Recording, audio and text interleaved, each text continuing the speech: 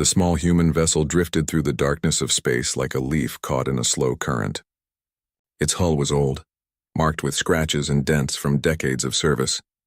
Inside the cramped cockpit, Admiral Marcus Webb sat alone, his weathered hands resting on the controls. His gray hair was cut short in military fashion and deep lines creased his face. He was 73 years old and he knew exactly what was about to happen. The sensors beeped. 3 massive ships appeared on the screen, dropping out of faster-than-light travel in perfect formation. They were Galactic Consuil vessels, each one 10 times larger than his small craft. Their hulls gleamed with advanced armor that could withstand weapons humans had not yet invented. Their engines burned with a blue light that seemed to mock the orange glow of his own outdated propulsion system. Webb did not try to run. He simply sat and waited. The communication panel crackled to life. A harsh, clicking voice filled the cabin. "Human vessel, you have violated Council territory. Cut your engines and prepare to be boarded. Any resistance will result in your immediate destruction." Webb reached forward and shut down his engines. The ship went silent except for the soft hum of life support. He stood slowly, his joints protesting after hours in the pilot's seat, and walked to the small cargo bay. He did not bother to arm himself. That was not why he was here. The boarding was efficient and brutal. The airlock exploded inward with a burst of cutting plasma. 6 Kryn warriors stormed through the smoke, their forearms carrying weapons that hummed with deadly energy. They were tall, reptilian creatures with scales that shifted colors to match their surroundings. Their eyes were cold and calculating. They found Webb standing in the center of the cargo bay, hands raised, completely calm. "I am Admiral Marcus Webb of the Terran Defense Forces," he said clearly. "I am your prisoner." The Kryn leader cocked its head, confused by the lack of resistance. In their experience, primitives either fought or begged. This old human did neither. They bound his hands with energy restraints that glowed blue against his wrists and led him to their flagship. The journey to the council chamber took 2 days. Webb was kept in a small cell with a window that showed the vastness of space. He spent the time in meditation, remembering faces he would never see again. His wife, dead for 5 years. His daughter on the Mars colony. His grandchildren, who called him on video calls and showed him their drawings. He thought about them and felt the cold certainty of what was coming settle deeper into his bones. When they finally brought him to the Grand Assembly, Webb had to pause at the entrance. The chamber was enormous, a sphere carved from a single asteroid and reinforced with transparent metals. Hundreds of beings from across the galaxy filled the tiered seats. Some were humanoid. Others were so alien that Webb's mind struggled to process their shapes. There were beings made of gas contained in force fields, creatures that floated on gravitic waves, and massive insectoid forms that clicked and chittered to each other. At the center of the sphere floated the Overseer, the leader of the Galactic Council. It was an insectoid being the size of a small vehicle, with a crystalline exoskeleton that refracted light into rainbow patterns. Its multiple eyes focused on Webb with an intelligence that was ancient and cold. "Bring the human forward," the Overseer commanded. Its voice came through a translation device but still carried harmonics that made Webb's teeth ache. The Kryn guards pushed Webb toward the center platform. He stumbled slightly, playing up his age, and heard laughter ripple through the assembly. "Good," he thought. "Let them laugh. You are Admiral Marcus Webb," the Overseer stated. It was not a question. "I am." "You command the human military forces?" "I am one of several fleet admirals, yes." More laughter. A serpentine creature in the upper tiers hissed loudly. "They have several admirals for their pathetic fleet? How many ships do humans possess, Overseer?" 300. 400. The Overseer's eyes never left Webb. "Our intelligence suggests the humans have approximately 470 combat-capable vessels. Most are outdated by our standards. Some still use chemical propulsion for maneuvering." The chamber erupted in jeering sounds that Webb's translator could barely process. A blob-like creature that communicated through color changes flashed what Webb's device interpreted as amusing primitives. "And yet," the Overseer continued, "you violated our borders. Your colony ships have been detected in systems we claimed 3,000 years before your species discovered fire." "This is unacceptable." Webb said nothing. He simply stood and waited. This was the important part. They needed to talk, to posture, to demonstrate their superiority. Every minute they spent mocking him was a minute humanity used to prepare. A new voice spoke from the left tier. It belonged to Avrin, a species that resembled upright wolves with 6 legs and crystalline growths along their spines. Perhaps the humans do not understand mathematics. Allow me to educate you, old creature. The Vryn alone possess 10,000 warships. The Zilthari have 8,000. The Kron have 6,000. Together, the Council commands over 50,000 vessels, each more advanced than anything your primitive world has produced. Do you understand these numbers? I understand them, Webb said quietly. Then you understand the futility of resistance, the Overseer said. We are not without mercy. We recognize that humans are a young species, ignorant of galactic law. Therefore, we offer you terms. Evacuate your illegal colonies within 1 planetary rotation. Return to your home system. Remain there for the next century while we determine if your species is capable of civilized behavior.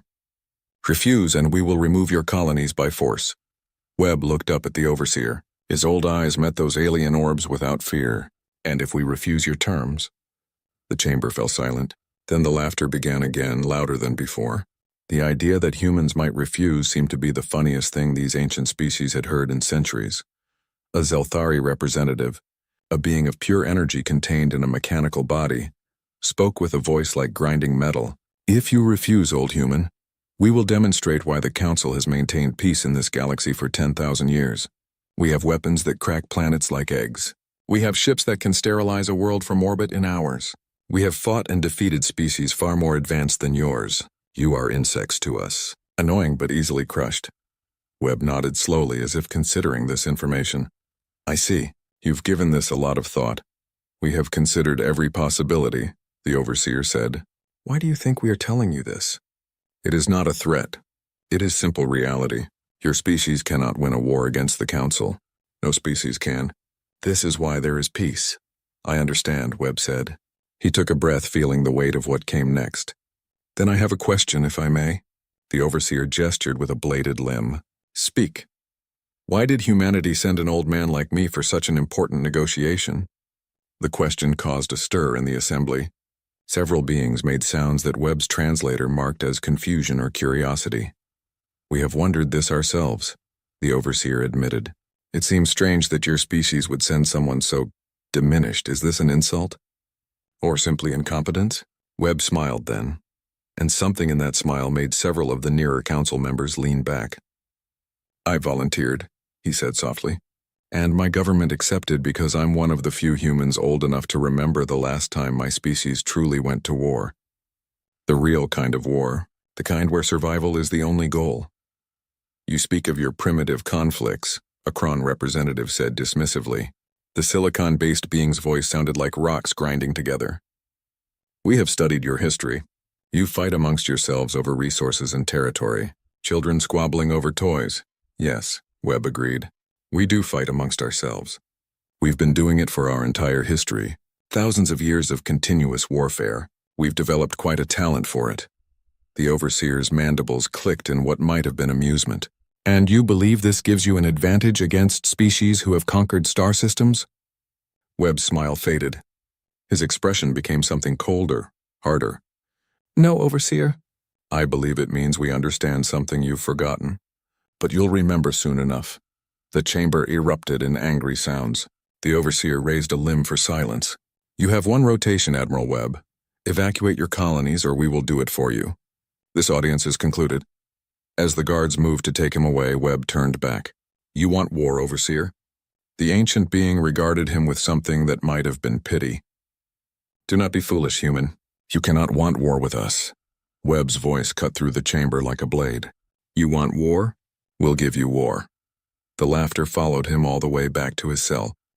They kept Webb in a cell with walls made of some kind of energy field that hummed constantly. The sound reminded him of old power lines back on Earth.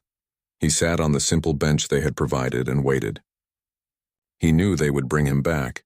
Species like these always wanted to gloat, he was right. 6 hours later, the guards came for him again. This time they brought him to a smaller chamber.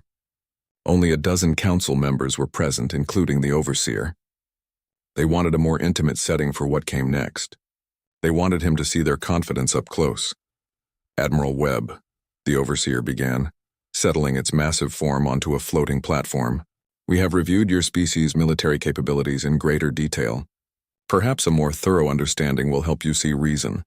Webb said nothing. He simply stood and listened. A Vryn commander stepped forward. Its crystalline spines glowed with inner light as it spoke. The Vryn fleet consists of 10,347 warships. Our smallest vessels are twice the size of your largest. Our weapons can punch through your hull armor like it does not exist. We have shields that would absorb your entire arsenal without failing. In simulations, a single Vryn battle group could destroy your entire fleet in less than 1 standard hour. The commander paused, clearly expecting a reaction. Webb gave none. A Zelthari representative drifted forward. Its mechanical body gleamed under the chamber's lights. The Zelthari possess dreadnoughts capable of cracking continental plates. We have used them 3 times in our history to end species that threatened galactic peace. The process takes approximately 6 hours per planet. Your Earth would be rendered uninhabitable in less than a day. Still, Webb remained silent. His old face showed nothing. A Kron delegate, its silicon body reflecting light like a living diamond, spoke in grinding tones. The Kron have developed molecular destabilization weapons. They cause matter itself to lose cohesion. We used them to end the Haleth expansion 2,000 years ago. An entire civilization of 12 billion beings spread across 40 worlds ceased to exist in a span of 3 weeks. We still have these weapons. We maintain them precisely for situations like this. The testimonies continued. Each species detailed their military might, their victories, their technologies that seemed like magic compared to human capabilities. They spoke of wars lasting centuries, of weapons that could sterilize solar systems, of defense systems that could detect threats across light years. Through it all, Webb stood quietly, his hands clasped behind his back in an old military posture. His face remained calm, almost meditative. This seemed to frustrate them. "Do you understand what we are telling you?" the overseer finally asked. "Do you comprehend the scale of power you face?" "I understand," Webb said softly. "Then why do you not show fear? Why do you not beg for your world?" A Serpentine council member asked, its hood flaring in agitation. Webb looked up at the assembled beings. "May I tell you about human history?" The overseer gestured permission. "If you believe it relevant." "We've been fighting wars for at least 10,000 years, Webb began. His voice was quiet but clear. "Probably longer, but that's as far back as our records go with certainty. We've never stopped. Not for a single generation. Somewhere on Earth, someone was always fighting someone else." "We know this," the Vryn commander interrupted. "Primitive tribal conflicts. Disputes over resources and territory." "Yes," Webb agreed. "But let me tell you about the scale. In our first truly global war, we killed 17 million people in 4 years. We poisoned entire regions with chemical weapons that made the soil deadly for decades. We learned to kill efficiently." The council members shifted uncomfortably but said nothing. "Then we did it again," Webb continued. "A second global war. This time we killed between 70 and 85 million people in 6 years. We developed weapons that could destroy entire cities in seconds. We called them atomic bombs. We used them. Twice on cities full of civilians." "Barbaric," someone muttered. "Yes," Webb said simply. "It was, but that's not the important part. The important part is what came after. We developed bigger bombs, hydrogen bombs, bombs that made the first ones look like toys. We built thousands of them. We pointed them at each other and said, 'If you attack us, we will destroy your entire civilization.' And the other side said the same thing back." "Mutually assured destruction," the overseer said. "We are familiar with the concept. It is a deterrent." Webb shook his head slowly. "You think of it as a deterrent. We thought of it as a promise.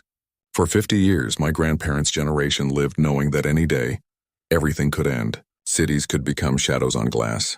Millions could die in minutes. And you know what? They were willing to do it. Both sides were willing to push the button if it came to it. But they did not," the Zeltari said. "Reason prevailed. Luck prevailed," Webb corrected. "There were at least 6 times when we came within minutes of total nuclear war. Each time it was stopped by a single person making a choice. But the willingness was there. The weapons were there. We were ready to end our world rather than surrender to the other side." The chamber was quiet now. The mocking laughter had stopped. Webb continued, his voice growing harder. "And those weapons? They still exist. We haven't used them in over 2 centuries, but we haven't forgotten how to make them. We've gotten better at it, actually. Our modern weapons are far more efficient, but that's not all we learned." He began pacing slowly, his old body moving with the careful precision of a career soldier. We learned to weaponize disease. We created viruses and bacteria designed to kill. We learned to poison water, to salt earth so nothing would grow, to burn entire forests to deny them to our enemies. We developed gas that would eat through any protection and dissolve human lungs. We built machines that could kill millions and operated them like factories with schedules and quotas. Enough, the overseer said, its voice sharp. We do not need a recitation of human atrocities. Webb stopped and looked directly at the ancient being. You asked why I don't show fear. This is why. Every species here has told me about their weapons, their victories, their power. But I haven't heard anything humans haven't already done to each other. You threaten to destroy our colonies? We've destroyed our own cities. You threaten to make our worlds uninhabitable? We've poisoned our own planet and had to spend centuries cleaning it up. You talk about ending our civilization? We almost did that ourselves, multiple times. You claim this makes you strong? The Kron delegate asked. It sounds like madness. Maybe it is, Webb admitted. But it's also experience. Every species here has fought wars for territory, for resources, for political power. You have rules, honor codes, lines you won't cross because war is a tool for you, a means to an end. He paused, letting the silence stretch. For humans, war isn't a tool. When we truly go to war, when our survival is at stake, there are no rules. There are no lines we won't cross. There's only survival or extinction, and we will do anything, burn anything, sacrifice anything to survive. Brave words from a prisoner, the Vryn commander said, but its voice lacked the earlier confidence. Webb smiled again, that cold smile that didn't reach his eyes. You think I'm afraid of dying? I'm 73 years old. I've lived a full life. I've seen my children grow up. I've held my grandchildren. If I die here, I die satisfied. But my grandchildren are on Mars. My great-nieces and nephews are on New Hebrides colony. You threaten them. You threaten all of humanity's children. He leaned forward slightly, his voice dropping to almost a whisper. There is nothing, and I mean nothing, that a human won't do to protect their children. We have a saying. Mess with Mama Bear's cubs and see what happens. You've just poked Mama Bear. All 7 billion of her. The overseer's mandibles clicked rapidly, a sign of agitation. You continue to make threats you cannot back up. Your fleet is insignificant. Your technology is centuries behind ours. What can you possibly do? Webb straightened. I told you. We'll give you war. The kind of war humans know how to fight. The kind where the only goal is to hurt you so badly that you lose the will to continue. Not to beat you. Not to conquer you. Just to make victory cost more than you're willing to pay. You're insane, the Serpentine Council member hissed. Maybe, Webb said, but we're also very, very good at it. We've had 10,000 years of practice. And unlike you, we're not fighting for territory or resources. We're fighting for survival. That's a different kind of war entirely. The overseer rose from its platform. This conversation is pointless. You have one rotation, Admiral Webb. Evacuate or be removed. This is not negotiable. As the guards moved to take him away, Webb called out one more time. Overseer, I have one question. The ancient being paused. What? Do you know why my government really sent me? Why an old man instead of a young, strong soldier? Enlighten us. Webb's expression became something ancient and terrible. Because I volunteered to die. Because I'm old enough to remember real war and young soldiers still have hope. Hope that peace is possible. Hope that reason will win. I have no such hope. I know what's coming, and I wanted to look you in the eye when I delivered the warning you won't hear, because I understand pride, Overseer. I'm counting on it. The chamber doors closed behind him, and the council sat in uncomfortable silence. The rotation passed slowly. Webb spent it in his cell, sitting in meditation or staring out at the stars. He didn't sleep much anymore. Old soldiers rarely did. The guards brought him food that his translator assured him was safe for human consumption. It tasted like paste, but he ate it without complaint. He needed his strength for what came next. When they finally came for him, Webb knew the time had arrived. The deadline had passed. The council would want him present for their demonstration of power. They would want him to see humanity's colonies evacuated or destroyed, to witness their might firsthand. It was the way of empires. Show your dominance. Make it clear. Break the spirit before you break the body. The Grand Assembly was full this time. Every seat was occupied. Thousands of beings from hundreds of species had gathered to watch the council's judgment. Webb was brought to the center platform again, But this time he was placed in a transparent containment field. They wanted everyone to see him clearly. The overseer floated above, its crystalline form catching and reflecting the chamber's lights.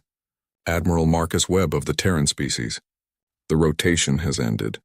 Your colonies have not evacuated. Do you have anything to say before we proceed with enforcement?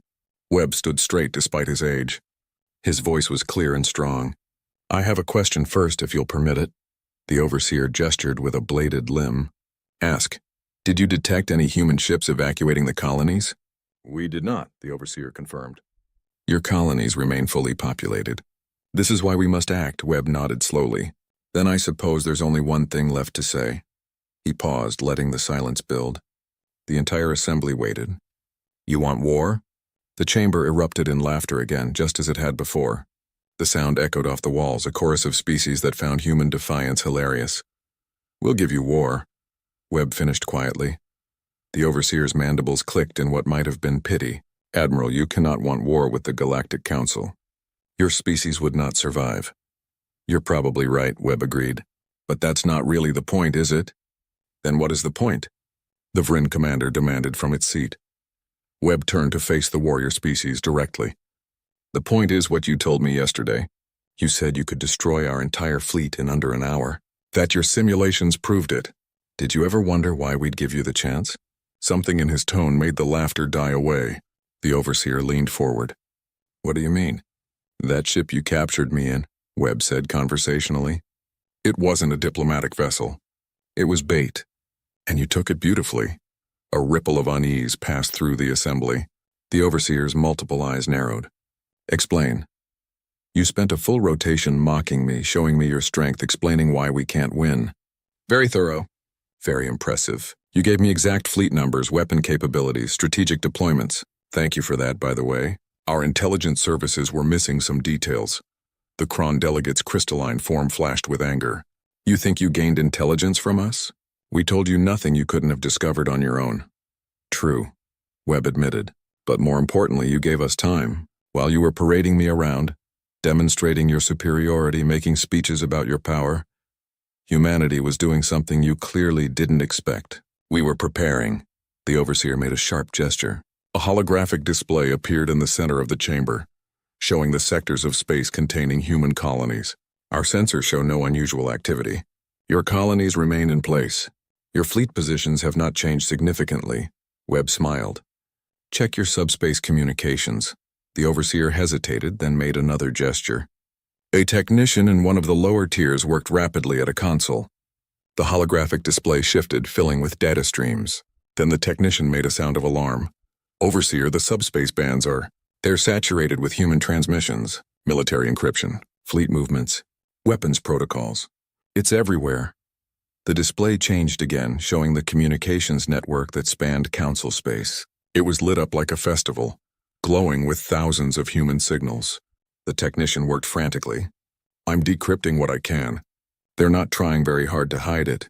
These are mobilization orders. Every human colony is activating military reserves. Every civilian ship is being retrofitted. Every station is coming online as a weapons platform. The chamber exploded into sound. Species shouting questions, demanding answers, calling for immediate action. The overseer's voice cut through it all, amplified and commanding. Silence. The noise died to a murmur. The overseer turned all its attention to Webb. This changes nothing. You are still vastly outnumbered. What are you playing at, human? Webb's expression became colder. You told me about your wars. Centuries-long conflicts over territory. Battles for resources. Wars fought with rules and honor codes. Wars where the goal is conquest or political advantage. That's not the kind of war humans fight when survival is at stake. All wars are about survival. The Zelthari representative said. No, Webb corrected. All wars are about victory. Survival is just assumed. But humans learned a long time ago that sometimes you can't win. Sometimes the enemy is too strong, too numerous, too advanced. So we developed a different strategy. He began pacing in his containment field. We learned to make victory so expensive that it becomes meaningless. We don't fight to win territory. We fight to break your will, to make you question why you're fighting, to make you fear what we'll do next. The overseer's mandibles clicked rapidly.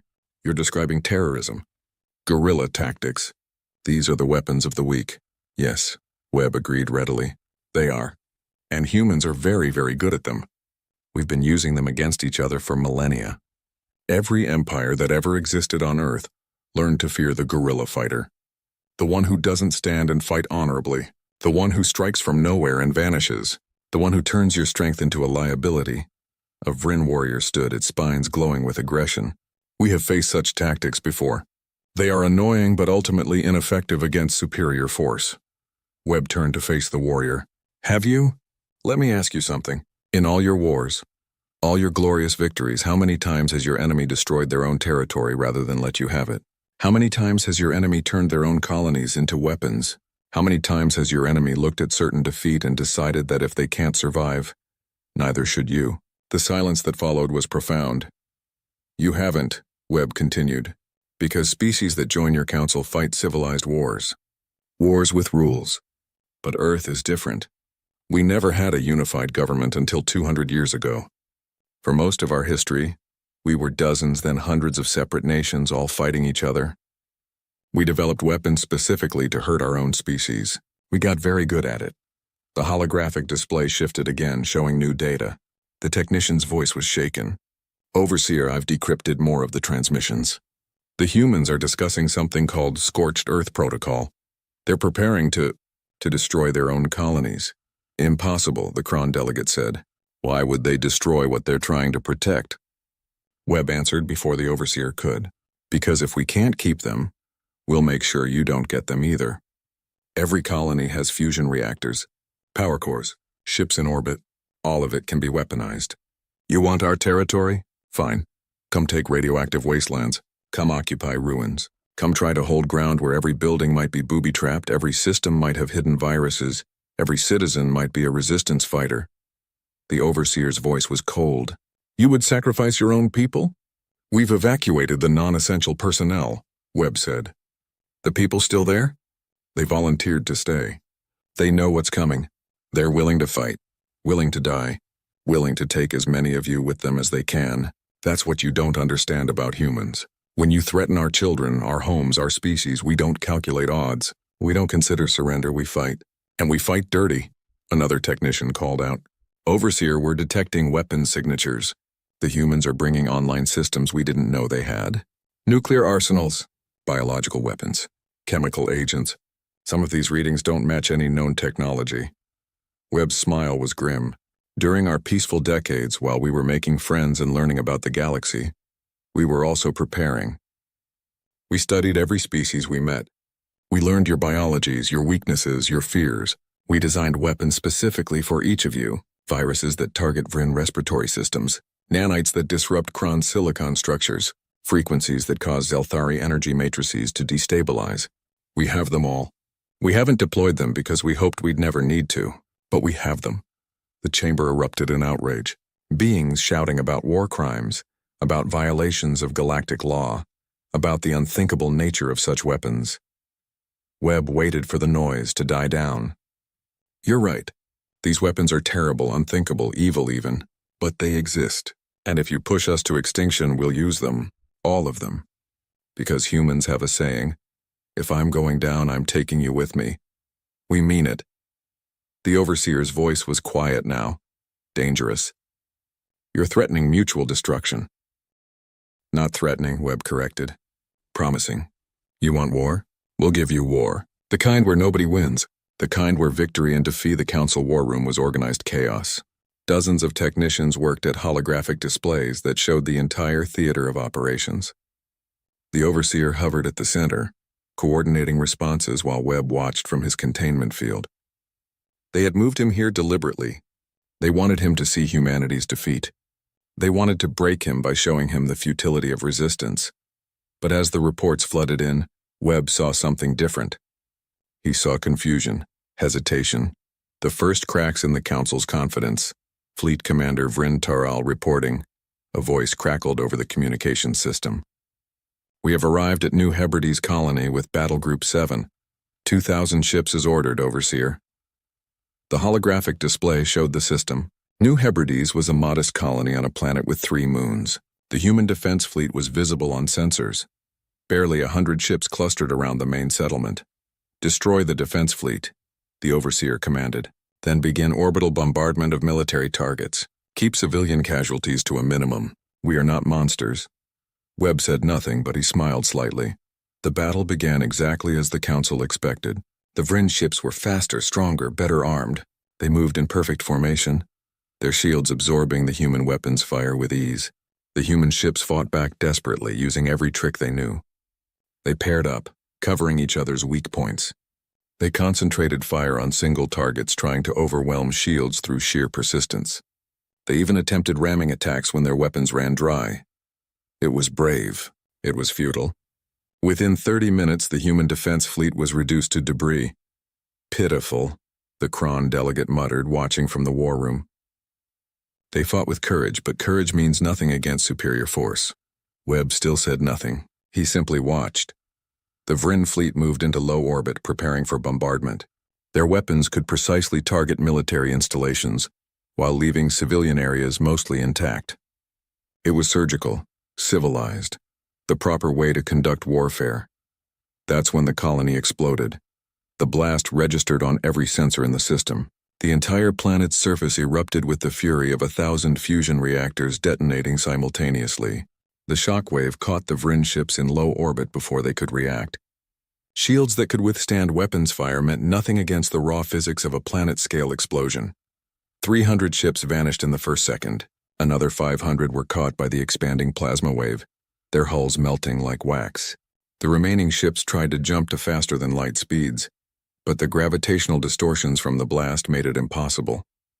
They could only watch as their fleet died. The remaining human ships, small and fast, used the chaos to jump away. They vanished into faster-than-light travel, leaving behind nothing but destruction. The war room fell silent. Every being present stared at the display in shock. Where New Hebrides had been, there was now a glowing cloud of radioactive debris. What happened? The Overseer demanded. Report! A technician worked frantically. The colony's fusion reactors were overloaded, simultaneously. Along with every ship in orbit, every fuel depot, every power core. The colonists evacuated weeks ago, Overseer. The entire planet was a trap. A bomb waiting for us to get close. The Kron delegate turned to Webb. You destroyed your own colony, killed your own planet. Better a dead world than a world you control, Webb said quietly.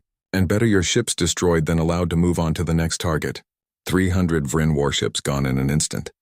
How long does it take to build replacements? Years, decades? The Overseer's mandibles clicked rapidly. This changes nothing. We have other fleets, other colonies to target. Then I suggest you check on them, Webb said. More alarms. More reports. The technicians' voices overlapped in their urgency. Explosion detected at Armstrong Station. Antimatter signature. The colony at New Shanghai is gone. Same pattern as New Hebrides. Zelthari fleet engaging human forces at Ross 128. They're reporting unusual tactics. Human ships refusing standard engagement. The holographic display zoomed to Ross 128. A Zelthari fleet of 1,500 ships had cornered a human force of maybe 70 vessels near a gas giant. The human ships should have been destroyed quickly. Instead, they were fighting in a way the Council had never seen. The human ships dove into the gas giant's atmosphere, using the dense clouds to hide. They emerged at random points, fired on the Zelthari ships, then dove back into cover before return fire could hit them. When Zelthari ships followed them into the atmosphere, the humans led them into storms where lightning and pressure crushed hulls. When the Zelthari tried to bombard the planet from orbit, the humans used the moons as cover, their smaller ships able to hide behind celestial bodies, while the massive Zelthari dreadnoughts had nowhere to go. It was infuriating, uncivilized, dishonorable, and it was working. They're not fighting to win, the Vryn commander said, watching in disbelief. They're fighting to survive as long as possible. No, Webb corrected. They're fighting to make you pay. Every ship you lose, every hour you waste, every resource you expend, that's what they're fighting for. To make victory so expensive, you start to question if it's worth it. A new voice came over the communications. This is Dreadnought Zelthari Prime. We have lost 40 ships trying to eliminate a human force 1/10 our size. They refuse honorable combat. They strike and run. They use terrain. They sacrifice damaged ships to destroy ours. This is not war. This is barbarism. This is human war, Webb said. Get used to it. The reports continued through the night. Every human colony became a battlefield, and every battlefield became a lesson in frustration. The humans refused to fight the way the Council expected. They booby-trapped their own installations. They hid weapons in civilian structures. They used suicide tactics, ramming damaged ships into valuable targets. They spread mines that drifted for days before activating. They released clouds of reflective particles that jammed sensors. They hacked Council communications and broadcast demoralizing propaganda. Worst of all, they targeted Council psychology. Human analysts had studied every species, learning what frightened them, what made them hesitate, what broke their morale. Vryn warriors found themselves facing opponents who screamed in their own language over open channels, who knew their names, who described their families on their homeworld. Zeltari energy beings encountered human weapons specifically designed to disrupt their matrices, causing pain their species thought impossible. Kron silicon forms discovered that humans had developed nanites that could corrupt their crystalline structures, causing madness. None of these weapons violated the letter of galactic law because humanity had never signed the treaties. They were not Council members. They had no honor codes to break because they had never agreed to them. The war room's atmosphere changed over the following days. The initial confidence disappeared. Council members argued with each other, blaming different fleets for incompetence, questioning strategies that had worked for millennia. Webb watched it all from his containment field. They had stopped talking to him directly, but he knew they were aware of his presence. They shot him angry glances, as if his existence was somehow responsible for their problems. On the fourth day, a Vryn fleet commander's voice came over the communications, tight with barely controlled rage. "This is Commander Talash at the Nova Scotia colony. We have spent 16 hours in combat with a human defensive force. They have turned every building into a fortress, every street into a kill zone. My warriors are trained for honorable combat, not this guerrilla butchery. We have lost 200 soldiers clearing 3 city blocks. At this rate, it will take months to secure this single colony. And for what? When we finally take it, it will be rubble. The humans are destroying everything as they retreat. We will win nothing but ruins." The Overseer's response was cold. "Continue the assault, Commander." "Overseer, with respect, why? What is the strategic value of a devastated colony? What do we gain from this?" "We gain obedience," the Overseer said. "We gain the knowledge that the Council cannot be defied." But Webb heard the uncertainty in that ancient voice, the first whisper of doubt. More days passed. More fleets engaged human forces. More ships were lost. The casualty reports climbed steadily. 500 Council ships destroyed. 1,000. 1,500. The numbers were small compared to the Council's total strength, but they were growing. And more troubling, they were unpredictable. Traditional military analysis suggested that at this rate, humanity would be defeated in weeks. But traditional analysis assumed a traditional war. It assumed enemy forces that could be located and destroyed. It assumed territory that could be held. It assumed an enemy that fought for victory. Humanity was doing none of these things. Their fleets scattered and regrouped unpredictably. Their colonies were either destroyed or turned into meat grinders. Their soldiers fought until they died, taking as many Council troops with them as possible. They were not trying to win. They were trying to bleed the Council dry. A Zeltari commander's transmission was particularly telling. "We have successfully taken the Mars orbital stations. The humans abandoned them without..." 3 months into the war, Admiral Marcus Webb had become thinner. His captors still fed him, but the stress of watching the conflict unfold had taken its toll. His hair had gone completely white. New lines had appeared on his face, but his eyes remained sharp, watching everything, missing nothing. The war room had become his permanent prison. The Council wanted him there, needed him there perhaps. He was their reminder of what they were fighting against. Or maybe they just wanted him to see humanity's inevitable defeat. But defeat was taking longer than anyone expected. The holographic displays told the story in numbers that kept growing. The Council had lost 30% of its fleet.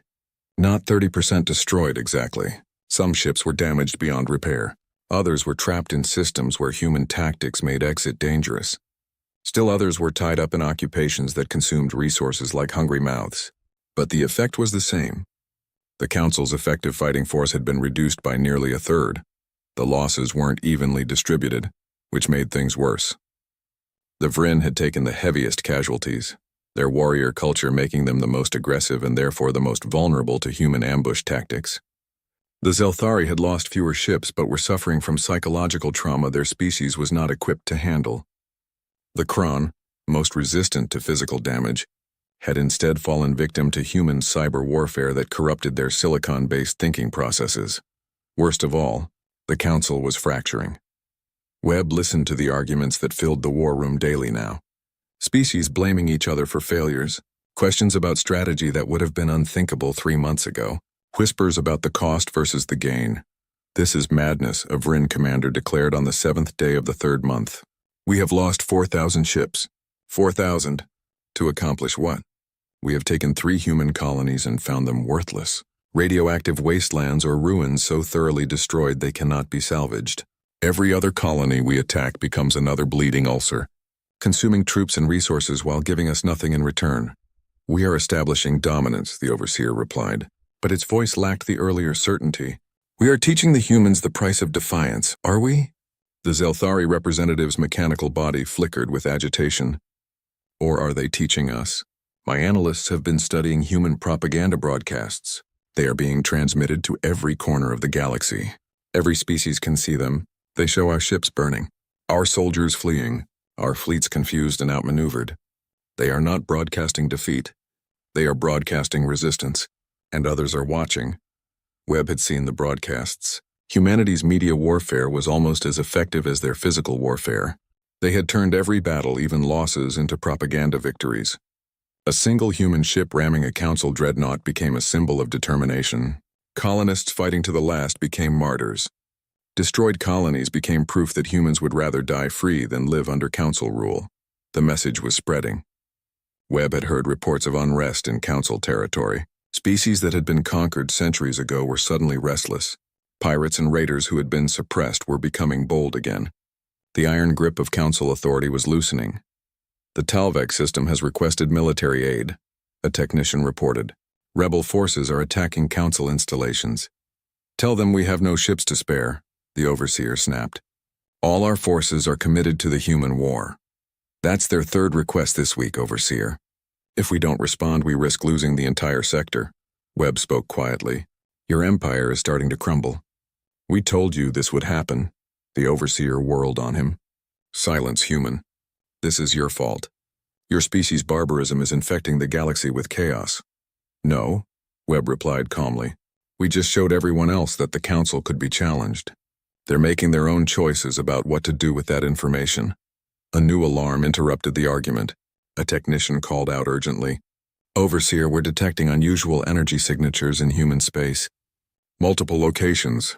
The signatures are consistent with weapons of mass destruction being brought online." The overseer moved to the display. "Show me." The hologram zoomed to show Earth's solar system. Around the planets, on moons, in asteroid bases, weapons were activating. The display marked them with red icons. Nuclear arsenals, biological weapon facilities, chemical weapon stores, and others weapons the Council's sensors couldn't fully identify. "Those are the weapons we told you about," Webb said. "The ones we designed specifically for each of your species. We've been holding them in reserve, hoping we wouldn't need them. But if you push us to extinction, we'll use them all." "You're bluffing," the Kron delegate said, but its crystalline form flickered with uncertainty. To deploy such weapons would be suicide. The Council would retaliate with total annihilation. "Yes," Webb agreed. "It would be suicide. Mutually assured destruction. The same doctrine that kept humanity from destroying itself for 50 years. You think it doesn't work? Ask my grandparents' generation. They lived under that threat every day. They were ready to push the button if necessary. So are we." The overseer studied the display. "This is madness. Total war serves no one." "That's what we've been trying to tell you," Webb said. "But you wouldn't listen. You thought your superiority made you invincible.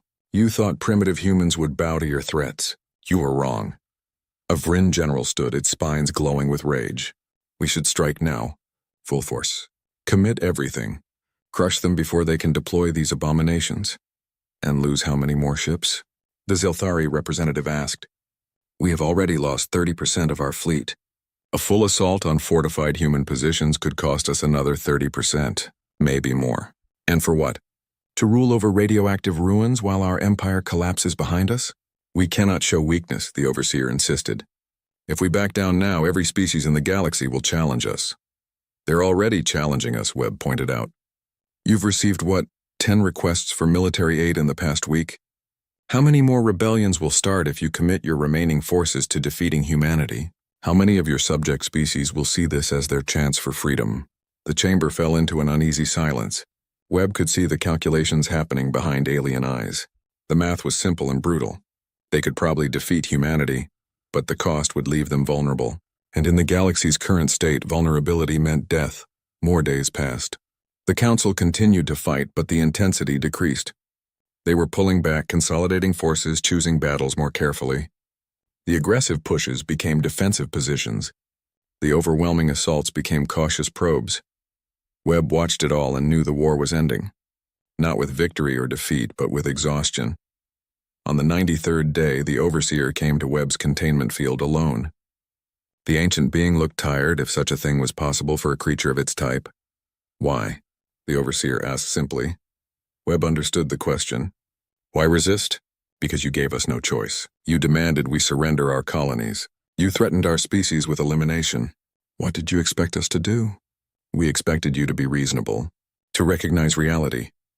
Reality is subjective, Webb said. Your reality is 10,000 years of unchallenged rule. Our reality is 10,000 years of constant struggle for survival. We see the world differently. Your species is suicidal. Maybe, Webb admitted. Or maybe we just value freedom more than safety. Maybe we'd rather die fighting than live as subjects. It's a human thing. You might not understand it. The Overseer was quiet for a long moment. The Council is prepared to negotiate. Webb felt something loosen in his chest. Relief, maybe. Or perhaps just recognition that the worst might be avoided. What are your terms? We will withdraw from human space. You will keep your colonies. But there must be guarantees. You cannot be allowed to threaten galactic stability. We never wanted to threaten anyone, Webb said. We just wanted to be left alone to grow at our own pace. That is not possible now.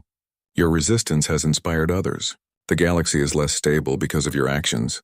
Webb shook his head. The galaxy is less stable because your empire was built on threats and intimidation.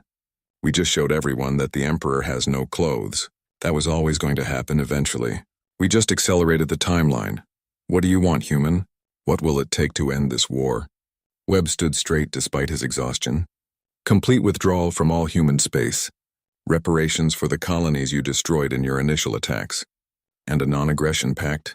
You leave us alone, we leave you alone. You don't threaten our species, we don't deploy our weapons of mass destruction. Simple. And if we refuse, then the war continues until one of us is extinct. Maybe both. Your choice. The Overseer made a sound that Webb's translator struggled to interpret. Frustration, maybe, or defeat. The Council will consider your terms. Don't take too long, Webb said. My people are getting tired. When humans get tired, they get dangerous. They start thinking that if they're going to die anyway, they might as well take everyone with them. You've seen our history. You know what we're capable of. The Overseer left without another word. Thank you for watching and comment for next part.